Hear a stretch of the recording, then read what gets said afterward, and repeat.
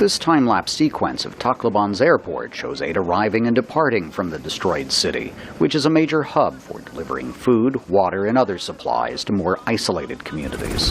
It took days to get aid moving at this pace. Philippine and international agencies predict the emergency tempo will need to continue for 18 months.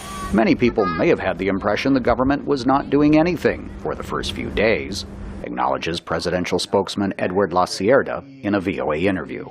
And we are an archipelago. We had to make sure that everything was done the proper way. Not to mention the fact that really this storm surge, the effect on Tacloban was quite huge and devastating. There are concerns that the Philippines' notorious corruption could skim off resources and hamper the long-term recovery.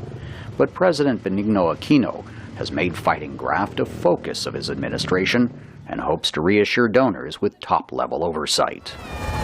Just 3 government agencies will handle all of the donated funds, and high-ranking officials will track spending and publish accounting reports online. The government's recovery plan, supported by the World Bank, is to be submitted Wednesday to President Aquino. The bank has already announced it has raised nearly $1 billion to support relief and reconstruction.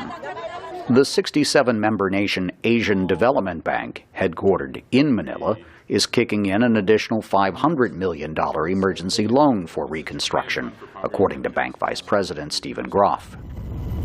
As the Philippines prepares to rebuild, Groff and other specialists are raising concerns about rebuilding along some shorelines, vulnerable to destructive storms and the effects of climate change, a quandary other countries in the region faced after the 2004 Indian Ocean tsunami. We'll have to do the assessments, but the answer to that question may very well be no, that some communities may need to be moved. And if you look at what happened in Aceh and some areas around the East Asian tsunami, indeed some of those communities were relocated.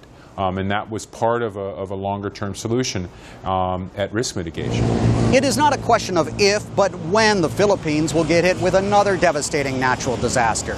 And the consensus here is that the only good that can come out of this latest national calamity is learning lessons that will help mitigate the impact from the next one.